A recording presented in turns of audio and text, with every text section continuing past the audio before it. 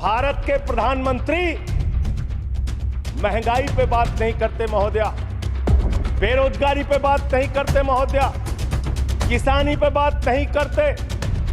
इस देश के अंदर अग्निवीर योजना के कारण भारत की सीमा को कमजोर करने का आपने काम किया, उस पे बात नहीं करते। भारत के प्रधानमंत्री बड़े अफसोस के साथ कहना पड़ रहा है, कभी मुगल पे बात करते हैं, कभी मटन पे बात करते हैं, कभी मदरसा पे बात करते हैं, कभी मछली पे बात करते हैं, और हद तो तब हो गई जब देश के प्रधानमंत्री मुजरा जैसे शब्द का इस्तेमाल करते हैं। शर्म आती है।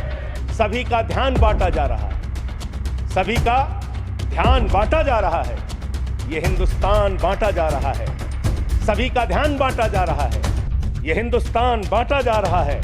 हमें ये मंदिर और मस्जिद दिखाकर हमारा ध्यान बांटा जा रहा है।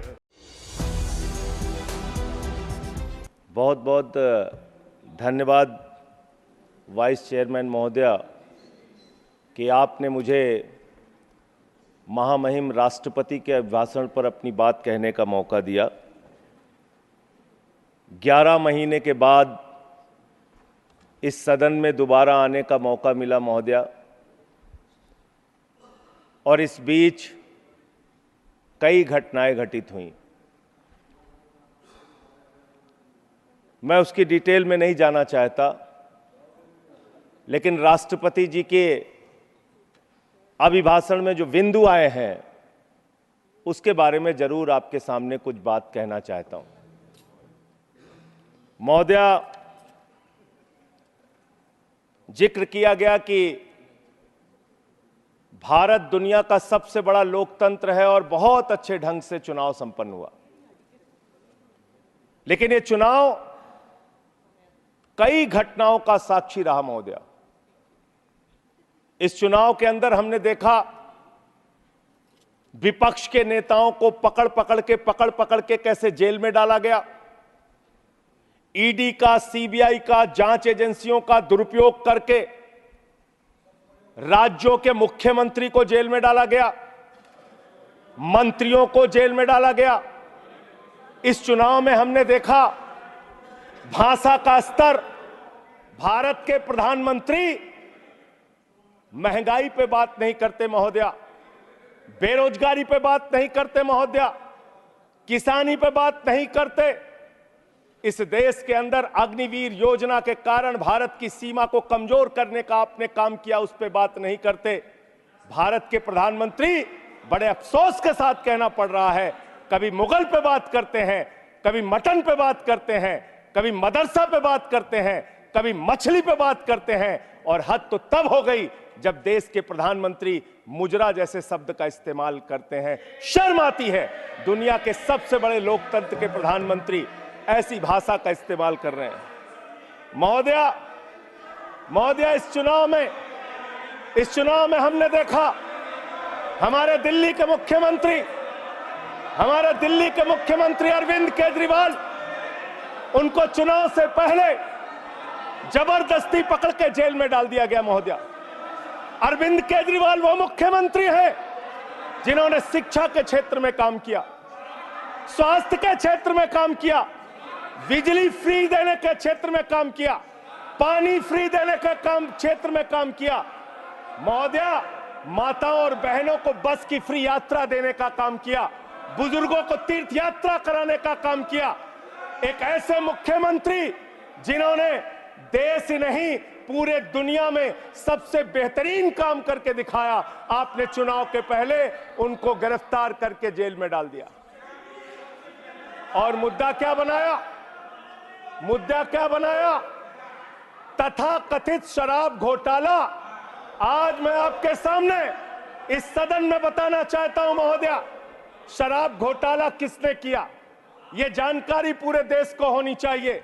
यह जानकारी भारतीय जनता पार्टी के मित्रों को होना चाहिए। यह भारतीय जनता पार्टी के नेता, देश के प्रधानमंत्री को भी होना चाहिए।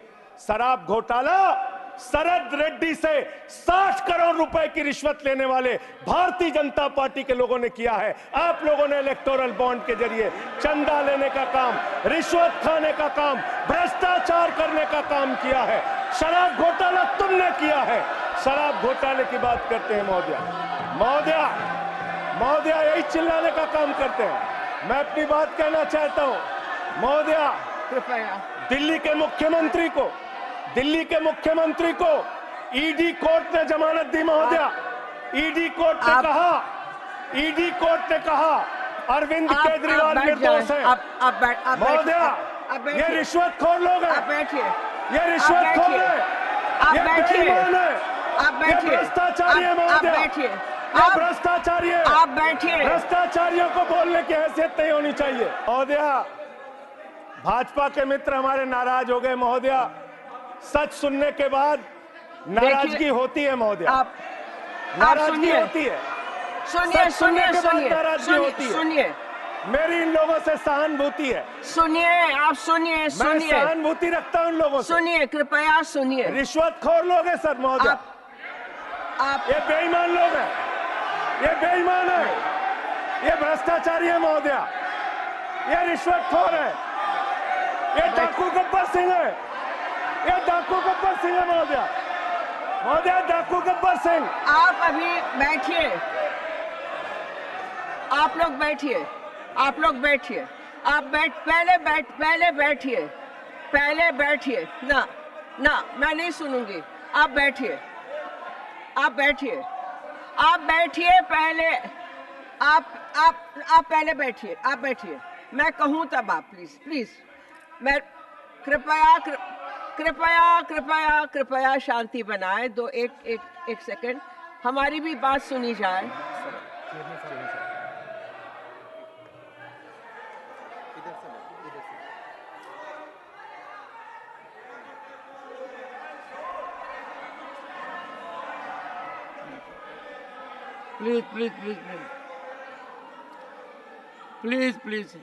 Please. 1 second. Madam, take your seat. No. Mr. Nagar, why this running commentary? If this running commentary takes place, I will call upon leaders of the parties to at least give their members basic decorum training. Why should it happen? Trading against with each other. The nation is watching us. Members have to contribute massively. Sri Sanjay Singh may continue. I was watching the debate. Please. Mr. Gehlot. ये देश 1 second. लोकतंत्र से चलेगा। मान्यवर 1 second. You have to address the chair. आप ही को करना है। Leader of the opposition today set a very high standard. He addressed the chair. So, Sune, I want pin drop silence in the house. Let us see. He is leader of a legislature party. Now, please, 1 second. Take. कुछ आपत्तिजनक चर्चा माननीय सदस्य ने की है, कृपया उस पर गौर करें और उसको प्रोसीडिंग से हटाने की कृपा करें।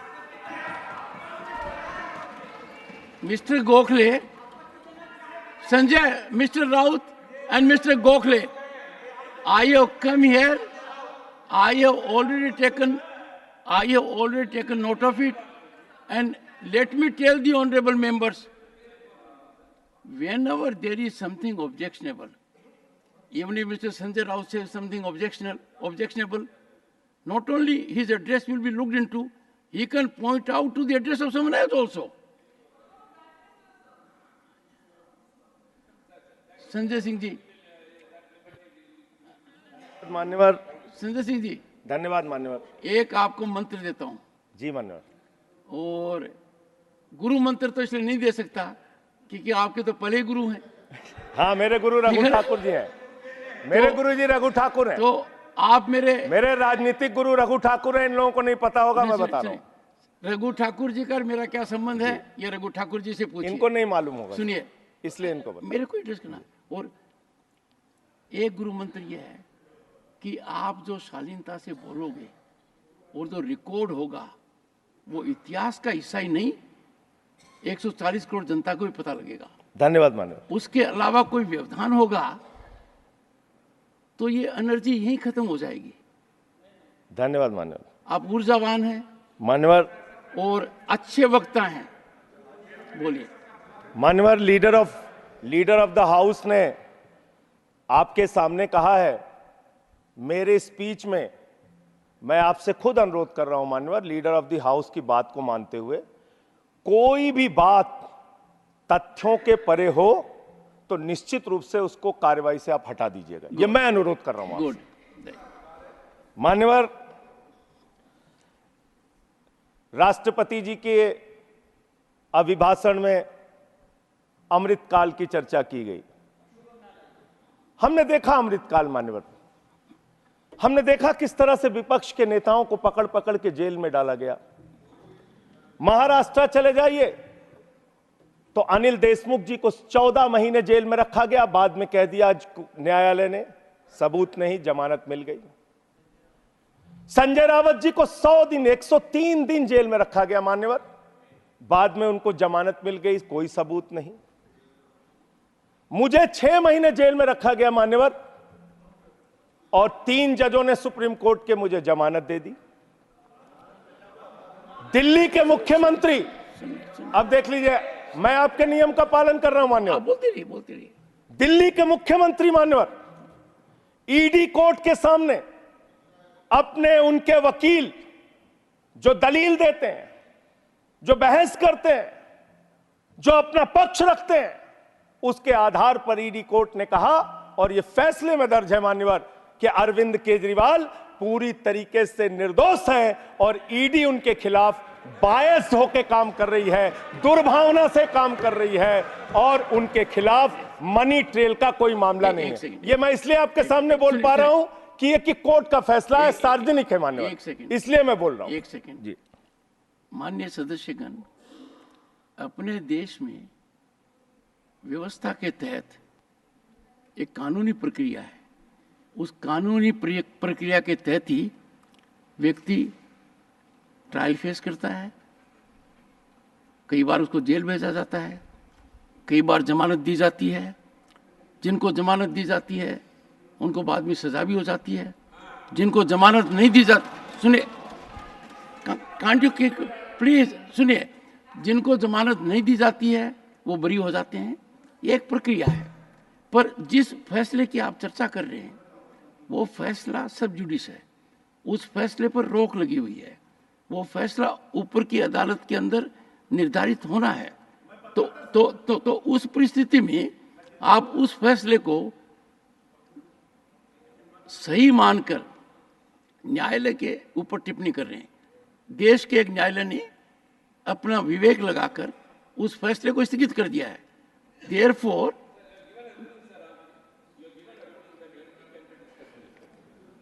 okay, let me one second. Let me. Mr. Tiruchi Siva is a very experienced member of this house. He has made things lighter now. He thinks I can say everything and anything myself, or you can say it. No, Tiruchi ji, no, Mr. Tiruchi Siva. Everything spoken in this house has to be sanctified. Sacred facts. This house cannot be, I said, a ground for free fall of information. If suppose someone wants to level an allegation against Mr. Sanjay Raut, his reputation is at stake. He has earned reputation in public life. I cannot allow that member unless he satisfies me it is sanctified. Similarly, that privilege is not without regulation. That privilege is a heavy responsibility. As a matter of fact, Constitution has given that privilege to us, that whatever we speak in this house, the public at large cannot bring criminal case against us, cannot bring civil case against us. That protection is given, but that protection is given to me also, that I must protect 140 crore people. You cannot say anything and everything here, Tiruchiji. You have to say something, keeping in view dignity of your office as a member of parliament and facts that are unimpeachable, beyond question. Therefore, if Sanjay Singh has made reference to a judgment which has been stayed, which means that judgment till the judgment of the upper court comes is non-existent. Therefore, Sanjay, you can't take reference to that. Go ahead, make your point. आपका protection चाहिए sir, मिलेगा? आपका संरक्षण चाहिए मान्यवर। बोलिए क्या चाहिए? तो आपने बिल्कुल ठीक कहा मान्यवर, वो मामला हाई कोर्ट से स्टे हो गया। मैं मानता हूं, मैं अगली बात यही कहने जा रहा था, लेकिन वो स्टे किन परिस्थितियों में हुआ मान्यवर? बगैर ट्रायल कोर्ट के ऑर्डर की कॉपी के भारत न्यायपालिका के इतिहास में पहली बार स्टे हुआ है संजय मान्यवर। हाई कोर्ट से ऑर्डर की कॉपी नहीं थी मान्यवर, सुनिए सुनिए और स्टे कर दिया गया। सुनिए जी, एक सेकंड बैठिए बैठिए। माननीय सदस्यगण, आप लोगों से मेरा अनुरोध है, and we have a distinguished senior advocate also there, Vikas Bhattacharya ji, we can not discuss conduct of a judge in the manner he has given his order. Therefore, you are directly questioning a judge that he has passed an order without, if you say, I have no details on it. And I'll tell you, judges in their wisdom pass orders on Sunday. Judges in their wisdom pass orders at midnight. Judges in their wisdom pass orders without even order of the trial court. Therefore, keep away from this issue. Confine to the other part of it. Please, go ahead. अमृतकाल की चर्चा हुई मान्यवर। विपक्ष के नेताओं को पूरे देश में सरकार के द्वारा टारगेट किया गया, और सिर्फ विपक्ष के नेताओं का सवाल नहीं मान्यवर। बंगाल के 3 मंत्री भी जेल में हैं। अभी झारखंड के मुख्यमंत्री को जमानत मिली है कोर्ट से, और बिहार में जांच एजेंसियों का दुरुपयोग, महाराष्ट्र में जांच एजेंसियों का दुरुपयोग, दिल्ली में जांच एजेंसियों का दुरुपयोग। अब क्या करना चाहते हैं? मैंने अटल जी का भाषण सुना मान्यवर, उन्होंने कहा दुर्भावना से राजनीति नहीं होती, बड़े दिल से राजनीति होती है, बड़े मन से राजनीति होती है। बड़े मन की राजनीति करना सीखिए। ऐसे विपक्ष के लोगों को टारगेट करना ठीक नहीं है, यह अच्छी राजनीति नहीं है आपकी। आपने दिल्ली के स्वास्थ्य मंत्री को जेल में डाल दिया, उस आदमी का 36 किलो वजन कम हो गया जेल में मान्यवर, 36 किलो। आप इनकी टीका टिप्पणी सुन रहे हैं? हमारे दिल्ली के संजय जी, फिर तो मैं बोल नहीं पाऊंगा। जो व्यक्ति जेल में है उसको जेल में किसने डाला है? इनकी जांच एजेंसियों ने सर, न्यायालय ने। इनकी जांच एजेंसियों ना ना, न्यायालय ने झूठे मामले बनाकर, देश भारतवर्ष झूठे मामले बनाकर, भारतवर्ष दुनिया के अंदर वो देश है जिसकी न्यायपालिका सुदृढ़ है। Sit down. मैं अपनी बात करूं सर, पहले I will give extra time. Problem एक मिनट में 3 बार बैठाया जाएगा तो कैसे बोल पाऊंगा सर? अगर 1 मिनट में ऐसा करेंगे, आप बोलते रहिए। ठीक, थैंक यू सर। मान्यवर, मैं सिर्फ इतना कहना चाहता हूं, दुर्भावना की राजनीति बंद कीजिए। अगर आपको भारत के लोकतंत्र को मजबूत बनाना है, भारत के संविधान को मजबूत बनाना है, तो सत्ता पक्ष का भी महत्व है, प्रतिपक्ष का भी महत्व है। प्रतिपक्ष को खत्म करके, विपक्ष को खत्म करके, नेताओं को जेल में डालकर आपको कोई लाभ होने वाला नहीं है। और पता नहीं कौन आपको सलाह देता है, किस गलतफहमी में आप लोग रहते हैं। मैं आपके लिए भी कह रहा हूं और इधर जो बैठे हैं उनके लिए भी कह रहा हूं, जब जो पार्टी सत्ता में रहेगी, अगर विपक्ष के लोगों को जेल में डालेगी, उस पार्टी का सत्यानाश होगा। अपने नेताओं को बता देना, अपने नेताओं को बता देना। आप इस गलतफहमी में मत रहना। और आप जेल की राजनीति कर रहे हैं। इस चुनाव ने आपको एक परिणाम दिया है, सोचने के लिए, विचार करने के लिए। इसमें स्पष्ट बहुमत का भी जिक्र है मान्यवर। स्पष्ट बहुमत कहां है? 400 पार। आपने नारा दिया 400 पार, 400 पार, 400 पार। Not a good habit. 400 पार का नारा आपने दिया, आपकी 240 सीट आई। स्पष्ट बहुमत कहां है? आपके दावे से 160 सीट कम आई मान्यवर, और 303 सीट पिछली बार थी, उससे 63 सीट कम आई मान्यवर, और 272 का बहुमत होता है, उससे 32 सीट कम आई मान्यवर। आपको सोचना होगा, विचार करना होगा, अपनी कमियों की समीक्षा करनी होगी। और आपकी कमियां क्या है? आपकी कमियां आपका अहंकार है। जब व्यक्ति अहंकार में होता है तो उसको कुछ दिखाई नहीं पड़ता मान्यवर। रावण भी अहंकार में था, उसने लगा प्रभु श्री राम वनों में रहने वाले, जंगलों में रहने वाले, वो मेरा क्या बिगाड़ पाएंगे। लेकिन भालुओं की, बानरों की सेना बनाकर लंका को आग लगाने का काम प्रभु श्री राम ने किया, रावण का नाश करने का काम प्रभु श्री राम ने किया। उस अहंकार का भी नाश होगा। और आप पता नहीं क्यों रिजल्ट को समझ नहीं पा रहे। आप लोग सबको गालियां देने लगते हैं। लोकतंत्र में अच्छी चीज नहीं मान्यवर। कभी मुसलमानों को गाली दो, कभी सिखों को गाली दो, कभी ईसाइयों को गाली दो, कभी जाटों को गाली दो, कभी मराठों को गाली दो, कभी दलितों को गाली दो, कभी पिछड़ों को गाली दो। आप सिर्फ गाली देते रहते हैं मान्यवर। ये गाली देना बंद कीजिए मान्यवर। अब अयोध्या वालों को गाली दे रहे मान्यवर, अयोध्या वालों को गाली दे रहे हैं, गाली दे रहे हैं अयोध्या वालों को मान्यवर।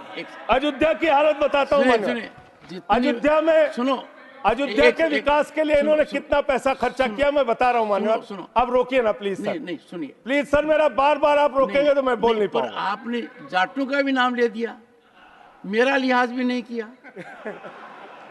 अरे आप कोई गाली नहीं दी गई। नहीं, कोई गाली दी नहीं गई है।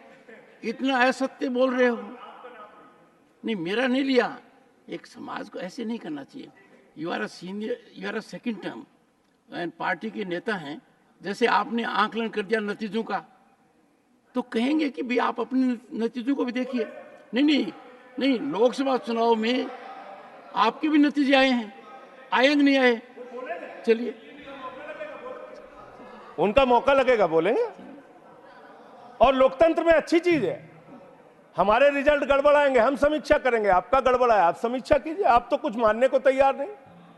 अयोध्या के इंफ्रास्ट्रक्चर डेवलपमेंट में हमारे मित्र जब यहां बोल रहे थे, अभी कल जब इनका भाषण मैंने सुना तो कह रहे थे इंफ्रास्ट्रक्चर डेवलपमेंट में भारत नंबर 1 है। मैं बताता हूं इंफ्रास्ट्रक्चर डेवलपमेंट। इन्होंने मान्यवर अयोध्या के विकास में बहुत पैसा खर्चा किया, होना चाहिए। प्रभु श्री राम की नगरी को विकास करने में एयरपोर्ट पे 1450 करोड़ रुपए, रेलवे स्टेशन पे 724 करोड़ रुपए, अयोध्या रिंग रोड पे 4793 करोड़ रुपए, 14 कोसी परिक्रमा पे 1140 करोड़ रुपए, पंचकोसी परिक्रमा पे 773 करोड़ रुपए, रामपथ पर 787 करोड़ रुपए, टाउनशिप पर 2180 करोड़ रुपए, पुराने मंदिरों के जीर्णोद्धार पे 170 करोड़ रुपए, मेडिकल कॉलेज में 245 करोड़ रुपए। मान्यवर, ये पैसा गया कहां? पहली ही बरसात में प्रभु श्री राम के गर्भगृह में पानी गिरने लगा।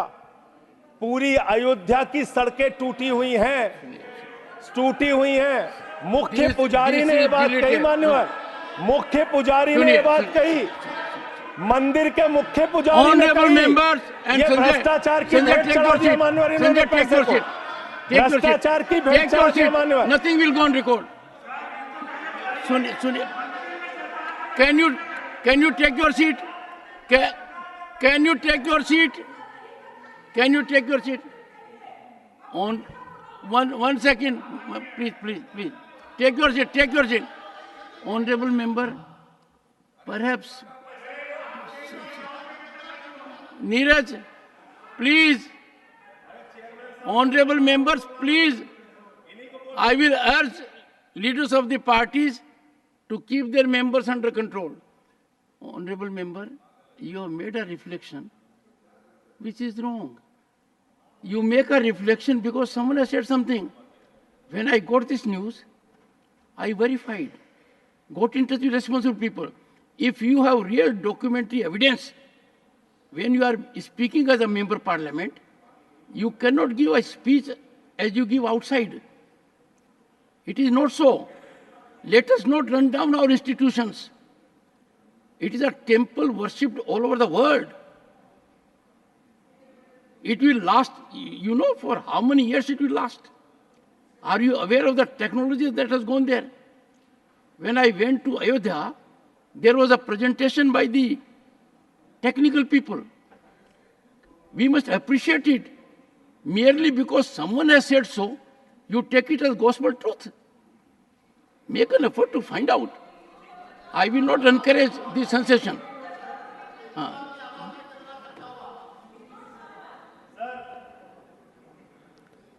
इस अमृत काल के दौरान तमाम घटनाएं देश में घटित हुई। अग्निवीर जैसी योजना देश के अंदर आई।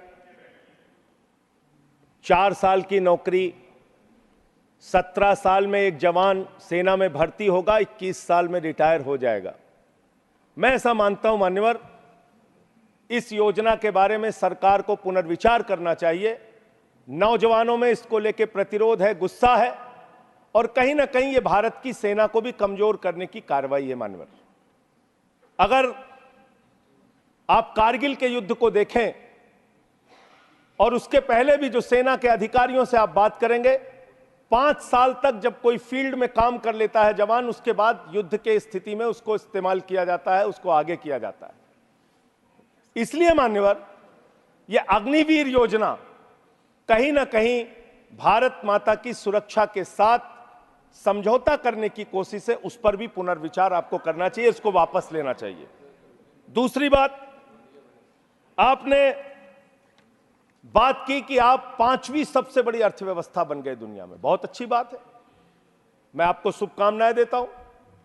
भारत को दुनिया की पहली नंबर की अर्थव्यवस्था बनाइए, हम सब खुश होंगे। लेकिन इसके साथ साथ प्रति व्यक्ति आय के मामले में आप कहां खड़े हैं? प्रति व्यक्ति आय के मामले में आप 141वें नंबर पर खड़े हैं। 141वें नंबर पर। 5वीं बड़ी अर्थव्यवस्था किसके लिए मान्यवर? चंद पूंजीपतियों के लिए, जिनका लाखों करोड़ रुपए बैंक का कर्जा माफ किया गया। यह किसके लिए मान्यवर? आपने कहा, चुनाव के दौरान हमने एक भाषण और सुना मान्यवर, कि आपकी संपत्ति लेके ये भाग जाएंगे, वो भाग जाएंगे, वो भाग जाएंगे। अरे संपत्ति कौन कौन लेके भागा है, ये तो सर्वविदित सत्य है।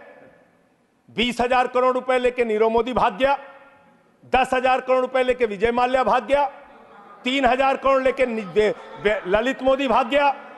ये कौन है? ये कौन है बड़े बड़े पूंजीपति? और मान्यवर, दूसरे सदन में इनका दिया गया जवाब है। मैं चाहूंगा आपके माध्यम से सरकार को इसका जवाब जरूर देना चाहिए, तो उसके बारे में मेरे साथ ये बहस कर सकते हैं, जो प्रस्ताव लाना हो ला सकते हैं। ये सर्वविदित सत्य है। मैं आपको बता रहा हूं मान्यवर, 3,53,000 करोड़ रुपए बैंक सेटलमेंट के, 3,53,655 करोड़ रुपए बैंक सेटलमेंट के नाम पे 43 कंपनियों का माफ किया गया। 43 कंपनियों का। इसका रिकॉर्ड आपके सामने मैं रख दूंगा। मान्यवर, संपत्ति आप कहां पहुंचा रहे हैं, किसको पहुंचा रहे हैं, किस लिए आप काम कर रहे हैं, किसके लिए काम कर रहे हैं, यह पूरे देश को जानना चाहिए। आपने रेलवे की उन्नति की चर्चा की है, वंदे मेट्रो की चर्चा की है। हमारे एक मित्र कह रहे थे ट्रेन में सफर, मैं शायद ट्रेन में भी सफर किया हूं, रोड से भी सफर किया हूं, इतना सफर किया हूं कि उसके आंकड़े जब सामने आएंगे तो वो एक गाथा लिखी जा सकती है उस पर। ट्रेन में सफर करने वालों की हालत आज क्या है? इंसान को भूसे की तरह भर के एक जगह से दूसरे जगह जाना पड़ता है मान्यवर। लखनऊ में उतरिए, वहां पर कुली मिले मुझे मान्यवर। उनके लिए एक वादा किया था बहुत पहले, और आप एक उदार हृदय के व्यक्ति हैं, मैं चाहता हूं आपके माध्यम से सरकार तक ये बात जानी चाहिए। कुलियों को वादा किया इस सरकार ने कि आपके बच्चों को नौकरी दी जाएगी। कुलियों को वादा किया वर्दी दी जाएगी, तमाम प्रकार की सुविधाएं दी जाएंगी।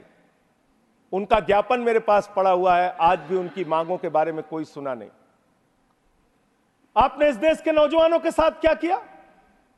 पेपर लीक पे पेपर लीक, पेपर लीक पे पेपर लीक, नीट का पेपर लीक, उत्तर प्रदेश में दरोगा की भर्ती का पेपर लीक, गुजरात में पेपर लीक, राजस्थान में पेपर लीक, बिहार में पेपर लीक। 2 साल में 70 पेपर लीक हुए मान्यवर, 70 पेपर लीक। इस देश के नौजवानों के साथ आपने खिलवाड़ करने का काम किया। 2 करोड़ छात्रों और नौजवानों की जिंदगी बर्बाद हुई पेपर लीक के कारण। कौन जिम्मेदार है उसके लिए? कैसे कार्रवाई होगी? आप कमेटियां बनाते हैं। एनटीए जो एग्जाम करा रहा है, मैं ये मांग करता हूं आपके माध्यम से, उस एनटीए के अधिकारियों की जांच होनी चाहिए और उन लोगों की जांच कराकर जो लोग भी इसमें शामिल हैं उनको गिरफ्तार करके जेल में डालिए और एनटीए को भंग कीजिए मान्यवर, क्योंकि बार बार जब जब एनटीए एग्जाम करा रहा है पेपर लीक हो रहा है। यह बड़ा सवाल है, इसके बारे में आपको सोचना चाहिए। दूसरी बात मान्यवर, आपने कहा राज्यों के विकास से ही देश का विकास होता है। यह बात सुनकर मेरी आंखों में आंसू आ गया। इतनी बढ़िया बात, इतना उदार हृदय आपका, वाह वाह वाह, वाह वाह वाह। राज्यों के विकास से देश का विकास होता है।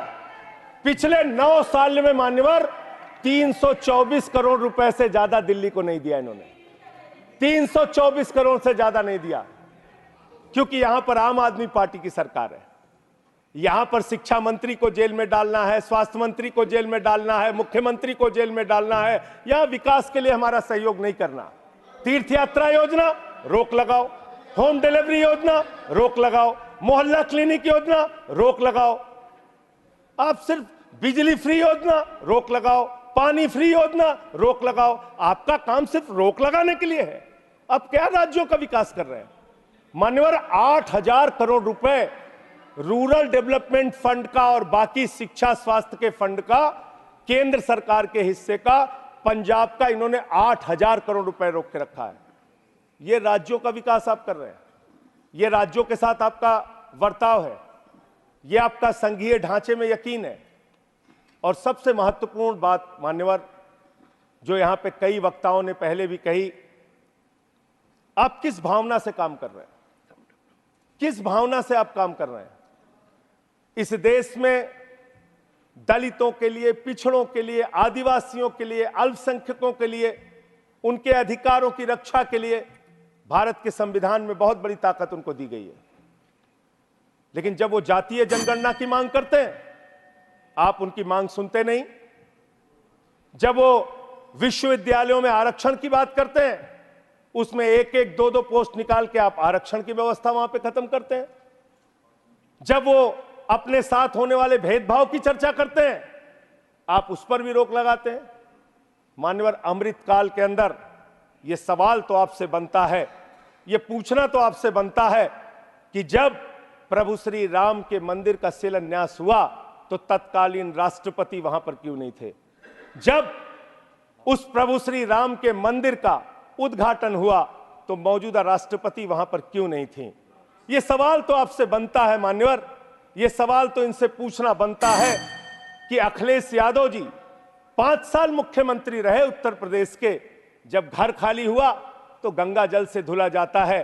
और मुझे शर्म आती है, आजादी के 75 साल के बाद मान्यवर कन्नौज में एक मंदिर में दर्शन करने चले गए अपनी पत्नी के साथ, उस मंदिर को गंगा जल से बीजेपी के लोगों ने धुलने का काम किया।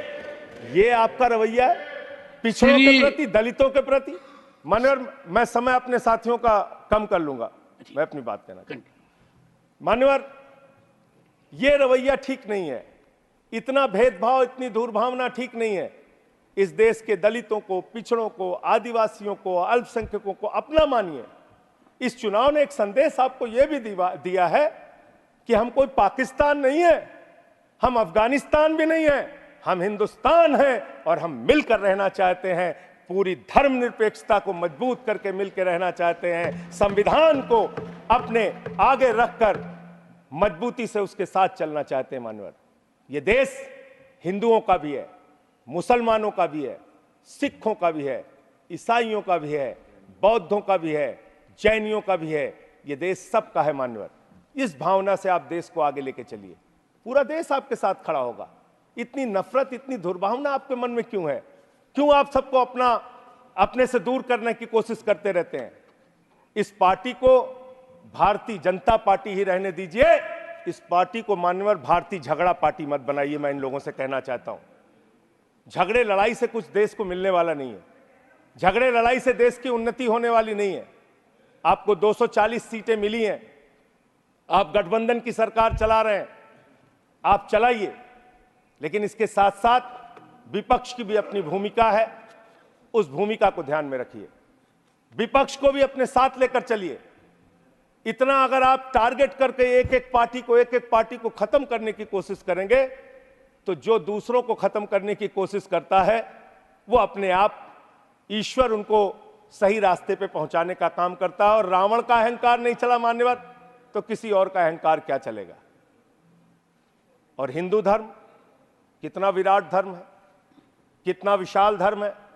हिंदू धर्म तो वसुदेव कुटुंबकम की बात करता है, कहता है पूरा विश्व हमारा परिवार है। हिंदू धर्म कहता है मान्यवर, कोई भी पूजा हम लोग खत्म करते हैं, कहते हैं धर्म की जय हो, अधर्म का नाश हो, प्राणियों में सद्भावना हो, विश्व का कल्याण हो। लेकिन अफसोस है कि भारतीय जनता पार्टी की मानसिकता है प्राणियों में दुर्भावना हो, प्राणियों में बंटवारा हो, प्राणियों को आपस में बांटा जाए। इनके लिए बहुत अच्छी लाइन है, वो मैं कहना चाहता हूं। बहुत ही अच्छी लाइन आप लोगों के लिए लिख कर लाया था कि किस तरह से आप लोग मुद्दों से ध्यान हटाना चाहते हैं। सभी का ध्यान बांटा जा रहा है, सभी का ध्यान बांटा जा रहा है। यह हिंदुस्तान बांटा जा रहा है, सभी का ध्यान बांटा जा रहा है। यह हिंदुस्तान बांटा जा रहा है। हमें ये मंदिर और मस्जिद दिखाकर हमारा ध्यान बांटा जा रहा है, हमारा ध्यान बांटा जा रहा है। ध्यान बांटने की कोशिश मत कीजिए, मुद्दों पर बात कीजिए। बेरोजगारी बड़ा मुद्दा है, महंगाई बड़ा मुद्दा है, अशिक्षा बड़ा मुद्दा है, अग्निवीर बड़ा मुद्दा है, देश को कैसे तरक्की, भ्रष्टाचार बड़ा मुद्दा है। हमारे किसी साथी ने कहा, मैं आपका स्वागत करता हूं, कितनी अच्छी बात आपने कही, भ्रष्टाचार बहुत बड़ा मुद्दा है। लेकिन यह कैसा भ्रष्टाचार है? भारत के प्रधानमंत्री कहते हैं यह मोदी की गारंटी है, एक एक भ्रष्टाचारी को जेल में भेजूंगा, इस बात की गारंटी है। मुझे खुशी हुई, प्रसन्नता हुई प्रधानमंत्री के इस बात को सुन के। लेकिन जब मैं देखता हूं महाराष्ट्र में 70,000 करोड़ का घोटाला करने वाला बीजेपी के साथ, छगन भुजबल बीजेपी के साथ, नाम ठीक है, नाम नहीं लेता हूं, नाम नहीं ले रहा हूं सर। देखिए डिलीटेड, मैं दूसरा बस खत्म कर रहा हूं। सुनिए जो सर एक सेकंड, भ्रष्टाचार के खिलाफ एक सेकंड, इस सरकार ने ईमानदारी का संकल्प लिया है। Ramesh, first you are speaking while sitting on your seat. I am sure you are very senior man, you know it. And secondly, why are you intervening? I expect from a learned man like you a different kind of conduct which can be exemplified by others. Please help तो me. Sir प्रधानमंत्री जी का Sanjay ji, these are deleted. ठीक है, आपका जो फैसला है मान्य है सर। मान्यवर प्रधानमंत्री जी ने कहा किसी भी भ्रष्टाचारी को नहीं छोड़ूंगा, इस बात की गारंटी है। लेकिन पूरे देश में जब हम लोग निगाह उठाते हैं तब मुझे उनके नारे का मतलब समझ में आया। वो नारा ये है कि एक भी भ्रष्टाचारी को नहीं छोड़ूंगा, ये मोदी की गारंटी है। सारे भ्रष्टाचारियों को बीजेपी में शामिल करूंगा, ये प्रधानमंत्री की गारंटी है। ये गारंटी है आपकी। अच्छी बात है, कीजिए, तरक्की करेंगे आप लोग। और एक वॉशिंग मशीन भी चल रही है। लेकिन मैं एक बात जरूर कहना चाहूंगा, आपने मुझे रोक दिया मान्यवर, मैं मानता हूं आपके आदेश का पालन करूंगा। लेकिन सब जगह चंदा दो धंधा लो स्कीम मत चलाइए। इलेक्टोरल बॉन्ड में आपका पर्दाफाश हो चुका है। 3,02,000 करोड़ रुपए के ठेके अलग अलग कंपनियों को दिए गए, जिनसे इलेक्टोरल बॉन्ड के नाम पे पैसा लिया गया। इसकी जांच होनी चाहिए, इसकी जांच होनी चाहिए मान्यवर। और मैं अयोध्या का जिक्र करने लगा, आप सब लोग नाराज हो गए। मेरे मन में भी नाराजगी है, गुस्सा है। मैंने चिताया था आपको, एप्लीकेशन भी दी थी, कोतवाली तहरीर दी थी। प्रभु श्री राम के मंदिर के स्थल पर ऐसे काम नहीं होने चाहिए। सड़कों पे गड्ढे बनेंगे तो सवाल उठेंगे और वो सवाल आपसे पूछे जाएंगे। मान्यवर, प्रभु श्री राम है, आपने उनके लिए गाना बना दिया, जो राम को लाए हैं हम उनको लाएंगे। बताइए आप, यहां पर बैठा हुआ कोई व्यक्ति क्या इस हैसियत में है कि वो राम को ला सकता है? नहीं, भगवान श्री राम हम सबको लेके आए हैं। भगवान इंसान को लेके आता है, कोई इंसान भगवान को नहीं ला सकता। और प्रभु श्री राम के लिए हमारे एक बहुत पुराने कवि हैं यमुना प्रसाद उपाध्याय जी, उन्होंने लाइन लिखी थी कि तुम्हारी पोल पट्टी खोलने लग जाए तो क्या हो, तुम्हारी पोल पट्टी खोलने लग जाए तो क्या हो, अगर मंदिर की मूरत बोलने लग जाए तो क्या हो, बताओ ब्रह्म बेला में जहां तुम पाप धोते हो वही सरयू का पानी खौलने लग जाए तो क्या हो। आज सरयू का पानी उबाल मार रहा है। अयोध्या में जो हालात हैं वो आपको देखना चाहिए, और अयोध्या के परिणाम से आप नाराज हुए, नाराज होना बनता है, लेकिन उसके कारण आपने सोचे। राम पथ गमन मार्ग, अयोध्या हारे आप, प्रतापगढ़ हारे, सुल्तानपुर हारे, कौशाम्बी हारे, सीतापुर हारे, रामपुर हारे, श्रावस्ती हारे, प्रयागराज हारे, चित्रकूट हारे। जहां जहां से प्रभु श्री राम गुजरे थे वो सारी सीटें आप लोग हार गए। नासिक हारे, रामटेक हारे, तो इसकी समीक्षा कीजिए। वर्धा हारे, तो इसलिए इसकी समीक्षा कीजिए, क्यों हो रहा है ऐसा आपके साथ। भगवान के नाम पर आप श्रद्धा रखिए और उस श्रद्धा को, उसका विस्तार कीजिए, हमें कोई आपत्ति नहीं है।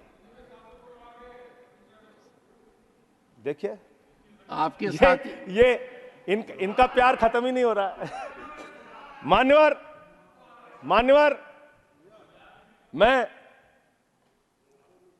मैं सिर्फ इनसे इतना कहना चाहता हूं, आप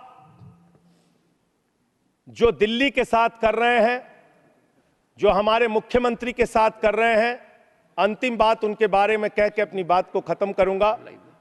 इससे आपका कोई राजनीतिक फायदा नहीं होगा। मेरी बात को इस सदन में बोल रहा हूं, इसको याद रखिएगा। इससे आपका कोई राजनीतिक लाभ होने वाला नहीं है। और आप 1925 की संस्थाएं, 100 साल हो गया, 100 साल पुरानी संस्थाएं, वहां से निकले हैं आप लोग। 100 साल हो गया, लेकिन दिमाग अभी भी बच्चों का, अभी बच्चों की तरह खेल रहे हैं। अरे मैं राजनीति में आया डॉक्टर लोहिया को पढ़ के, लोकनायक जयप्रकाश नारायण को पढ़ के, राष्ट्रपिता महात्मा गांधी को पढ़ के, शहीद आजम भगत सिंह को पढ़ के।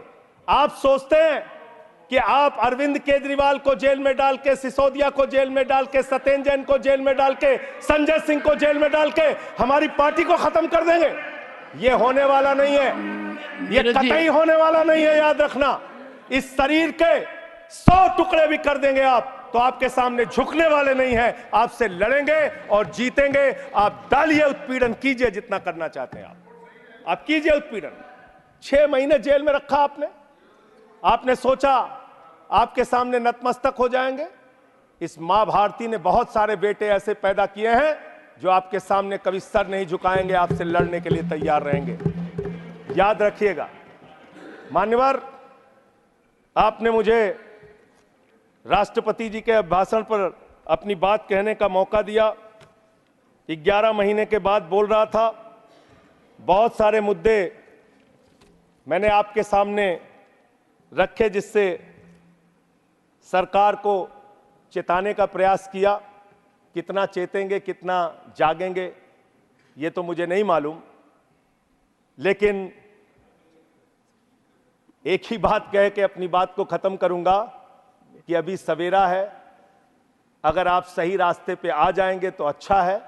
अहंकार के रास्ते पे विनाश ही मिलेगा, आपको विकास नहीं मिलेगा। देश को आप आगे लेके नहीं जा पाएंगे। अहंकार छोड़ दीजिए। ये सबसे बड़ी बीमारी आप लोगों को लग गई है, सबका मजाक उड़ाना, सबको गालीबाजी करना, ये सब छोड़ दीजिए। इससे आपका कोई फायदा होने वाला नहीं है, इससे कोई फायदा नहीं होने वाला है।